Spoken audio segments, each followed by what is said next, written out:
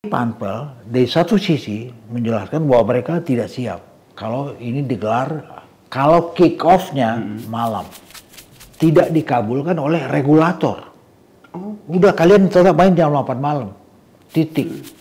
131 nyawa melayang sia-sia. 36 orang anak kecil di bawah 15 tahun. Bahkan ada bayi 3,5 bulan. Keluar stadion, pintu nggak dibuka.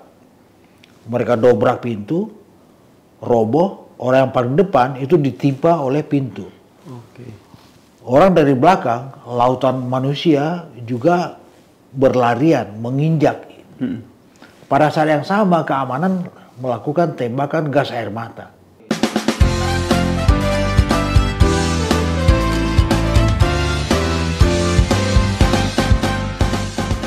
Saya Yasir Neniama mewakili seluruh kru dari podcast Obras ingin mengucapkan turut berbelasungkawa, turut berduka cita yang mendalam atas tragedi Kanjuruhan yang terjadi di Malang karena ada ratusan nyawa yang melayang akibat kerusuhan yang terjadi di Stadion Kanjuruhan. Dan topik yang akan kita bahas kali ini adalah terkait dengan tragedi Kanjuruhan, saudara. Kalau gitu saya sapa dulu teman-teman yang ada di netizen semuanya. Selamat pagi, selamat siang, selamat malam teman-teman semuanya. Apa kabar? Semoga selalu dalam keadaan sehat, apalagi sekarang media sosial makin ramai. Semoga masih tetap berpikir rasional dengan menggunakan jarinya. Komentar-komentar yang nggak perlu sebaiknya nggak usah, karena lagi banyak kejadian-kejadian, tragedi-tragedi ataupun isu-isu yang berkembang di media sosial. Dan tentunya Obras hadir bersama saya Yasir Neniama untuk obrolan rasional santai dibahas hingga tuntas. Nah, tadi saya buka dengan ucapan belasungkawa untuk keluarga maupun para kerabat yang memang ditinggalkan oleh mereka yang telah berpulang ataupun telah meninggal dunia akibat tragedi Kanjuruhan. Ucapan belasungkawa saja menurut saya tidak cukup dong. Harus ada tanggung jawab dari penyelenggara, PSSI, ataupun apa yang tengah diusut. Oleh karena itu, kita undang salah satu narasumber saya hari ini yang sudah hadir. Kita akan kupas tuntas seperti apa perspektif narasumber kita terkait dengan tragedi Kanjuruhan ini. Saya sapa dulu Bang Hardiman Koto. Wih, terima kasih Bang sudah hadir di Obras. Bung Yasir. Sehat ya Bang? Saya ketemu dengan host, anak Larantuka, kedua terbaik di dunia. Wih, setelah Jeremy Teti. Wih, dunia loh ini bawaannya. Terima kasih buat sanjungannya. Terima kasih diundang juga ya. Iya Bang. Terima kasih udah diundang. Oh iya dong, kan kalau kita lihat nih, Bang Hardiman ini merupakan salah seorang wartawan, pengamat, analis dan juga komentator sepak bola di Indonesia. Ya. Asalnya dari Padang, Sumatera Barat. Track recordnya sangat luar biasa, menyajikan liputan eksklusif dari sejumlah event besar di internasional nih, dari Piala Dunia, Piala Eropa, Piala Asia, Afrika, kemudian Liga Champion, dan tentu saja juga tahu banget lah seluk-beluk sejarah dan juga dinamika persepak bolaan tanah air ya Bang ya. Tersanjung saya. Luar biasa. Terima kasih Bang. Ya. Bang, duka mendalam nih buat kita karena Ya. tragedi Kanjuruhan ini sangat membuat seluruh rakyat Indonesia bahkan dunia. Ya. Dunia ini bersedih kalau kita lihat pertandingan kelas internasional juga mereka sempat mengeningkan cipta sebentar untuk tragedi Kanjuruhan ini. Di satu sisi kita berduka, di sisi lain tentu kita juga harus membenah diri, evaluasi sepak bola Indonesia. Nah, dari Bang sendiri, kira-kira evaluasi yang pertama kali yang harus dilakukan oleh pemerintah itu apa? Ini pertanyaannya umum aja dulu, baru kita spesifik ke pertanyaan selanjutnya. Iya, yang pertama yang harus saya ungkap adalah bagaimana menjelaskan bahwa tragedi di Kanjuruhan ini bukan hanya soal bencana, bencana sepak bola, tetapi ini adalah bencana kemanusiaan. Oke. Ini luar biasa. Per hari ini rilis resmi 131 nyawa melayang sia-sia. 36 orang anak kecil di bawah 15 tahun. Bahkan ada bayi 3,5 bulan. Ya. Pertanyaan penting adalah sebegitu parahkah kehidupan sepak bola di Republik ini? Kan itu. Kita tahu dunia internasional memberikan atensi khusus untuk drama yang terjadi di Kanjuruhan, di Kota Malang. Siapapun itu, mulai dari klub yang dalam setiap game sebutlah di liga-liga di top 5 league di Eropa melakukan minutes of silence, 1 menit mengenang drama yang terjadi, berduka untuk drama yang terjadi. Betul. Banyak federasi juga begitu. Bahkan FIFA dengan 211 negara members mereka di markas FIFA di kota Zurich di Swiss, benderanya setengah tiang. Presidennya bilang ini adalah peristiwa yang sangat kelam untuk dunia sepak bola. Kalau saya bilang ya sih, ya ini angka ini terbesar di era milenial, terbesar, terparah di dunia ya, tertragis di dunia. Jadi kalau tadi Yasir bertanya ya soal bagaimana langkah-langkah pengamanan, kita sekarang memang menumpukan harapan untuk tim gabungan pencari fakta dari berbagai elemen juga ya, dari berbagai elemen dengan komandannya Menko Polhukam Pak Mahfud, dengan wakil komandannya Menpora. Ada 10 nama di situ. 4 orang itu dengan nafas sepak bola. Betul. 2 orang jurnalis sepak bola, ya, dan 2 orang mantan pemain. Ada harapan di situ. Ya. Ada apa sih yang terjadi di Kanjuruhan? Mengapa sih harus terjadi? Ya. Sorot sentral banyak orang sekarang adalah soal drama terjadinya penembakan gas air mata. Apakah itu harus terjadi? Itu. Tapi juga ada titik lain yang juga harusnya menjadi sorot sentral. Misalnya soal panitia pelaksana. Apakah Panpel itu sudah sukses dengan manajemen pertandingan yang mereka lakukan? Oke, jadi ada beberapa poin yang disoroti ya. Kita bahas satu-satu nih Bang. Ada soal panitia pelaksana, kemudian pada saat hari H tragedi pengamanan dan juga penggunaan gas air mata. Saya ke pelaksanaan panitia dulu. Kalau kita lihat itu sebenarnya kan dari polisi kan sudah minta untuk dimajuin kan jadwalnya. Udah majuin aja gitu biar tidak bentrok. Tapi dari panitia penyelenggaranya malah tetap mengirim bersurat ke Arema FC, permainan tetap sesuai dengan jadwalnya. Regulator bukan Papa. Regulatornya. Berarti ini bisa jadi sebuah penyebab yang menjadi materi yang lagi diusut oleh tim gabungan pencari fakta ini, Bang. Dari Abang sendiri melihat kalau seandainya sudah diminta untuk mundur, maju jamnya, kemudian itu sebenarnya mereka tidak mengindahkan, ini sebuah kesalahan fatal? Begini, Arema Persebaya ini adalah high risk match. Partai dengan resiko tinggi, sangat tinggi malah. Dan kita juga tahu bagaimana fans dari kubu kedua tim itu bentrok. Dari tahun 2, lama sekali ini. Memang bonek tidak bisa datang ke Malang, ke Kanjuruhan. Tetapi Panpel dari satu sisi menjelaskan bahwa mereka tidak siap kalau ini digelar, kalau kick off-nya malam. Kenapa? Karena malam hari, waktu yang tersedia itu sempit sekali. Sudah malam, sudah larut, kalau terjadi apa-apa. Kemudian mereka minta mainnya sore. Tidak dikabulkan oleh regulator.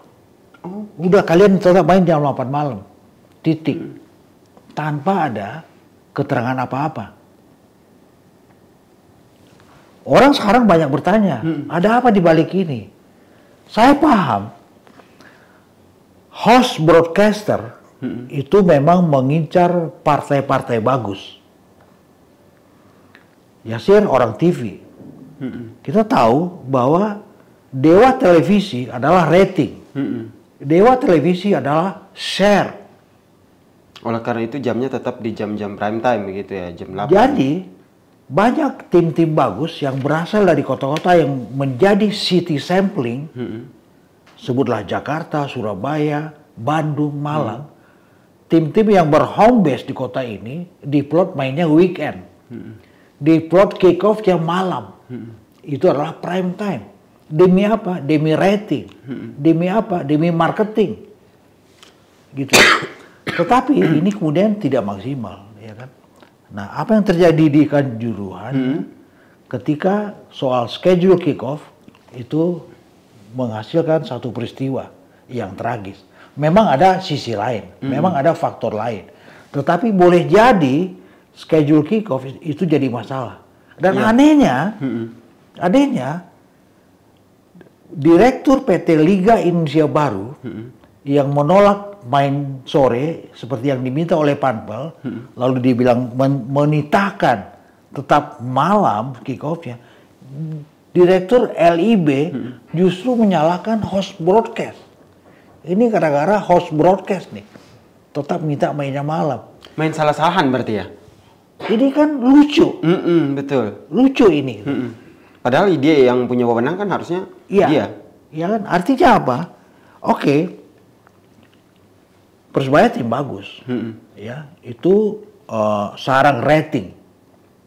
Arema sarang rating itu. Tapi kalau tingkat keamanan pertandingannya ya, kalau bisa didorong ke sore hari, come on, ayo dong. Sama seperti duel Persija lawan Persib. Besoknya 2 Oktober. Yang tadinya diplot malam oleh Persib Bandung bisa dinego mainnya sore. Tapi partai itu kemudian tidak terjadi karena ada rusuh kan di Malang gitu. Betul. Itu. Nah, di sisi lain Panpel Arema juga salah. Oleh kepolisian di Kabupaten Malang diizinkan hanya boleh nyetak tiket 38.000. Betul. Tapi mereka kemudian nyetak tiket 42.000. 42.000. Dari kapasitas Kanjuruhan adalah 45.000. Ya. Apakah benar 42.000 yang dicetak tiketnya, penontonnya juga 42.000? Kayaknya lebih deh. Artinya apa? Boleh jadi pintu-pintu masuk terjadi penyusupan.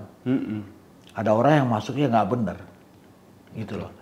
Itu sebabnya ya ini kita bicara soal bagaimana tingkat keamanan.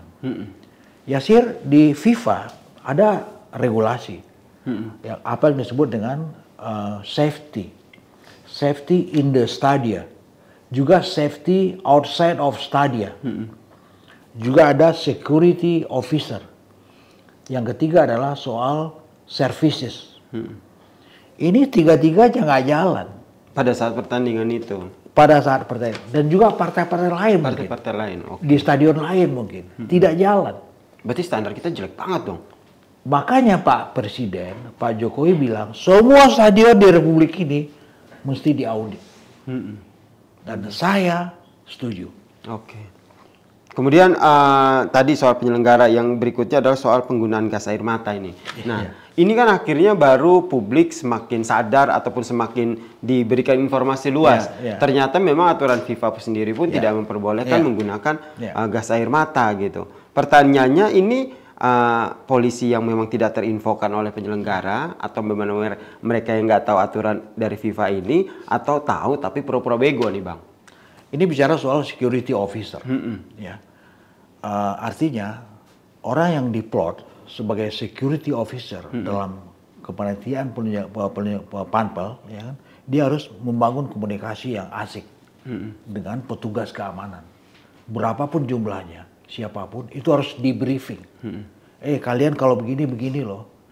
Kalau ada begini, sikap kita begini loh. Kenapa ada polisi dengan gas air mata bisa beredar dalam stadion? Iya. Karena ini tidak ada kejelasan dari security officer kepada pihak keamanan. Aneh. Sesuatu yang sudah dilarang oleh FIFA, tapi mereka beredar di dalam lapangan. Ya, itu yang menjadi pertanyaan kita semua. Karena aneh gitu loh. Bahkan di luar pun juga tidak boleh. Dan yang lucu lagi, yang berangkat dari temuan-temuan, ya. Oke, ada fans Arema invasi ke lapangan, ya, untuk sesuatu yang mereka sendiri bilang itu adalah untuk mensupport pemain-pemain Arema karena mereka kalah, ya kan. Tapi oleh pihak keamanan dianggap mereka melakukan amuk massa. Harusnya kalau kemudian terjadi tembakan gas air mata yang diamankan mereka. Betul. Tapi kenapa gas air mata ke stadion, ke tribun? Bukan ke lapangan. Bukan ke lapangan. Untuk membubarkan tribun, yang lagi aman. rusuh. Betul. Aman. Jadi teman saya nonton itu, Arema Persebaya di Kanjuruhan, duduk di VIP. Kiri kanannya ada yang bawa anak kecil. Ada yang bawa remaja. Ada istrinya lagi hamil. Jadi korban. Sedih gak? Sedih banget. Dan sampai bingung juga ya akhirnya mau melampiaskan atau mau berekspresi seperti apa lagi. Karena memang kalau kita lihat ini sangat tragis begitu ya. Sangat tragis, kemudian pada saat awal-awal ini berlanjut, kita malah melihat terjadi saling salah-salahan, ini salahan ini menyalahkan itu. Akhirnya malah lah, untungnya ada hal baik yang memang langsung diambil oleh pemerintah, yaitu dengan membentuk tim gabungan pencari fakta ini. Nah, dari abang sendiri, dari tim gabungan pencari fakta ini, kira-kira apa yang benar-benar harus mereka fokuskan sehingga akhirnya betul-betul cari ataupun mendapatkan fakta, sehingga ada efek jerah nih setelah hasil investigasi dari tim gabungan pencari fakta ini, bang. Satu adalah soal schedule kita. Ya, ini mesti dicari ke akar-akarnya. Yang salah siapa? Betul. Kenapa kemudian panpel Arema minta schedule-nya dimajuin ke 15.30? Kenapa kemudian PT LIB menolak, menjelaskan, menitahkan tetap jam 8 malam? Ini yang benar-benar nanti harus jadi salah satu poin yang harus dijelaskan oleh TGPF ya, bang? Iya. Lalu kemudian benar nggak sih host broadcast yang meminta kepada LIB sebagai regulator game ini Arema Persebaya harus jam 8 malam. Titik. Benar gak sih itu loh? Lebih tajam lagi, ya kan? Kita harus cari tahu berapa nilai beli host broadcast untuk semua laga di Liga 1. Oke. Bagaimana profit sharingnya? Kok sampai sadis ini perlakuan mereka? Satu. Kedua, kepanitiaan penyelenggara. Benar gak sih mereka nyetak tiket melebihi seperti apa yang sudah disepakati? Mereka 42.000 dari ketentuan 38.000. Seperti itu. Bagaimana security officer Arema melakukan komunikasi yang asik dengan pihak aparat keamanan?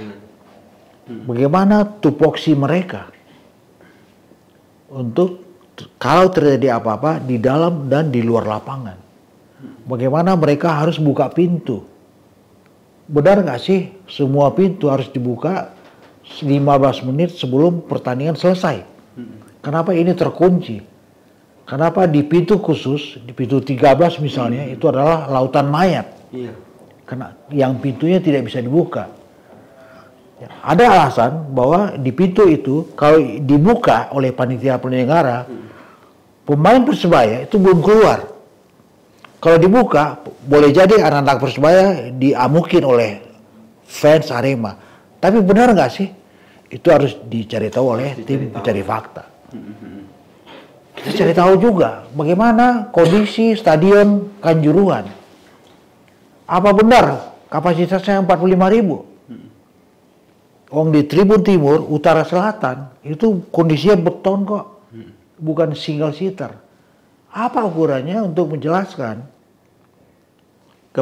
kapasitasnya adalah 45.000. Berarti banyak hal juga yang perlu banyak banget hal-hal yang perlu diselidiki oleh tim gabungan pencari fakta ini sehingga akhirnya benar-benar diinformasikan ke publik. Oh ini loh penyebabnya, dan tentu harus ada sanksi ya. Sanksi yang diberikan kepada mereka yang harus bertanggung jawab. Karena ini kalau seandainya bisa dibawa ke ranah pidana, harusnya dibawa ke ranah pidana. Karena ini bukan sedikit ya, 131 bang. Ini nyawanya dahsyat ini. Dahsyat sekali, habis yang hilang nyawanya dalam waktu 1 malam karena pertandingan sepak bola yang harusnya menjadi sebuah pertandingan yang membuat happy begitu kan. Betul. Membawa kebahagiaan. Yasir, sepak bola itu buat saya, buat kita semuanya, itu adalah hiburan. Betul. Bukan kuburan. Nah itu dia yang akhirnya membuat kita semua akhirnya berpikir dan sedih, kesal begitu. Betul. Kenapa akhirnya dunia persepak bolaan Indonesia jadi seperti ini? Ya. Nah, yang langkah yang sudah diambil juga adalah ketika diberikan sanksi oleh PSSI tidak boleh main di kandang Kanjuruhan dan harus main di tempat berjarak 250 km dari Kota Malang. Ini sanksi yang diberikan kepada Arema FC. Terus itu sampai musim usai, Arema FC harus bermain tanpa supporter. Terus itu Arema FC harus membayar sebesar 250 juta. Menurut Abang, sanksi ini sudah pantas atau kurang? Saya justru melihat dari sisi lain ya. Kenapa sih PSSI harus mengedepankan ini? Oh gitu ya? Ketika ratusan nyawa melayang sia-sia. Kenapa yang dikedepankan itu adalah sanksi? Boya tafakur. Merunduk kepalanya. Jelasin, soal sanksi nanti deh. Kita berduka. Berduka ini. Ya kan? Arema mau disanksi kayak apa juga, mereka nggak peduli. Orang lagi dalam keadaan berduka. Saya dalam konteks ini, Yasir, ya, saya mempertanyakan sikap empati federasi kita yang namanya PSSI. Berarti menurut Abang ini PSSI ini tidak empati sama sekali ya? Sementara seperti itu. Di mana empati mereka?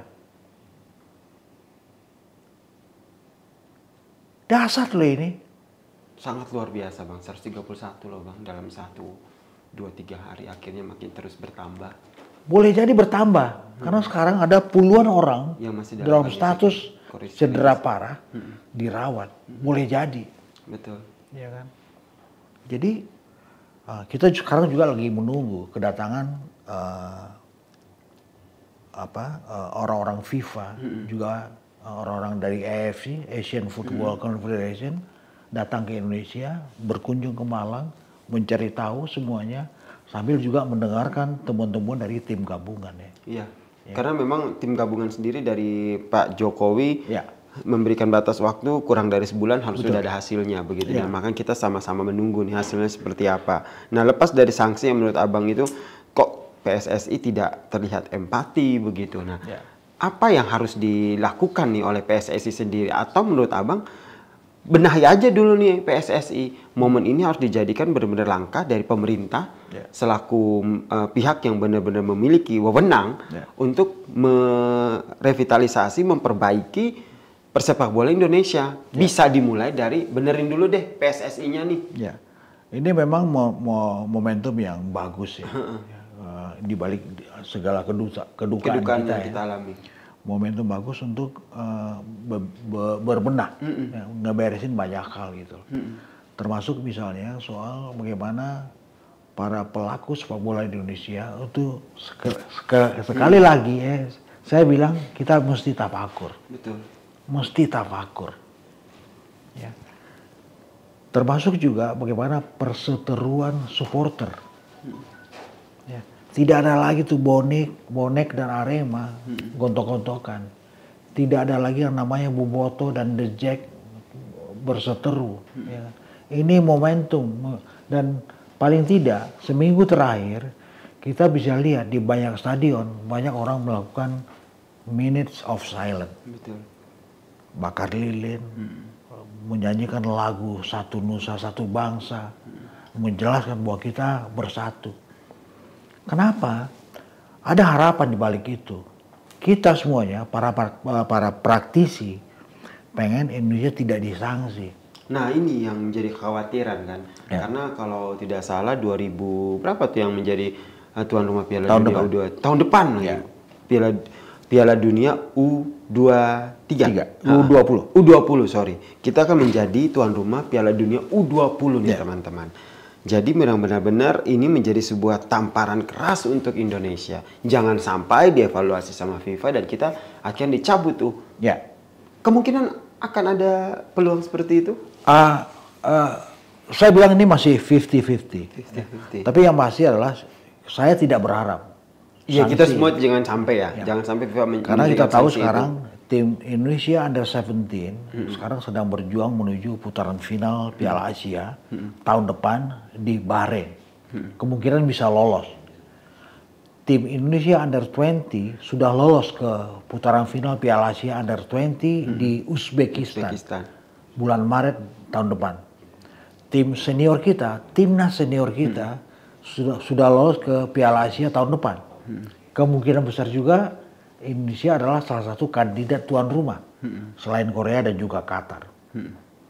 Tahun depan juga Indonesia Under 20 tuan rumah untuk Piala Dunia.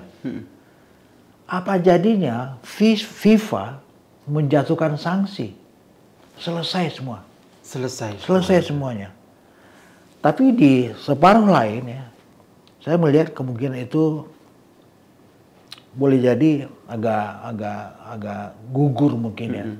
Tidak terbuka kemungkinan FIFA memberikan menjatuhkan sanksi. Jadi apa nih yang harus benar-benar dilakukan oleh pemerintah Indonesia? Satu adalah menjelaskan secara fair, secara transparan apa yang terjadi di Kanjuruhan. Jangan ada yang ditutup-tutupi. Jangan. Ya. Dengan menjelaskan juga ini loh penyebabnya. Paham. Ini loh picunya. Paham.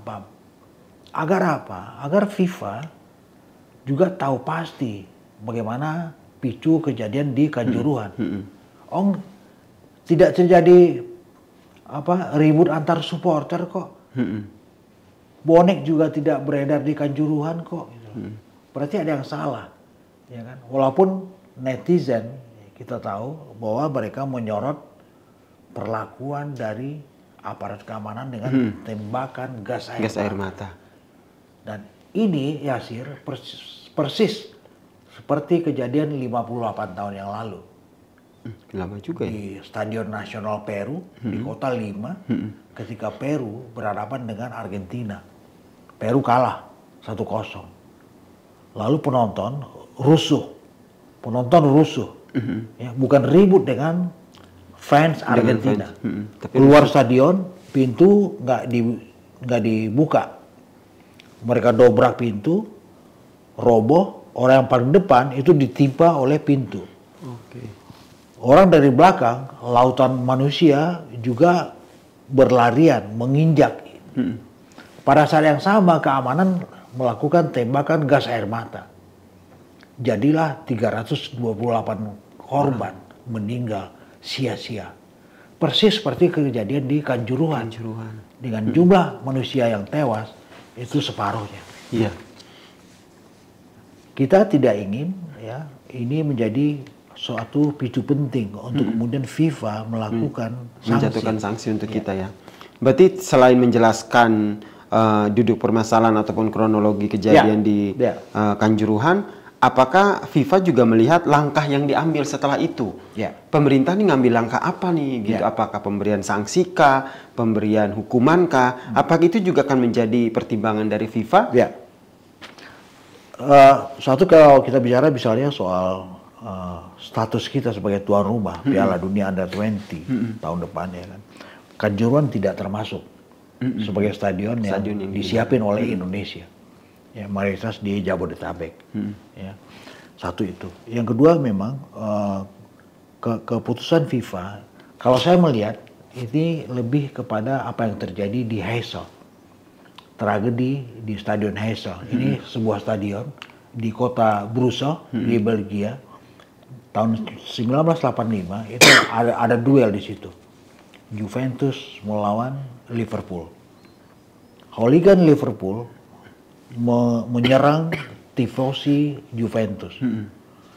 Tewaslah 39 nama.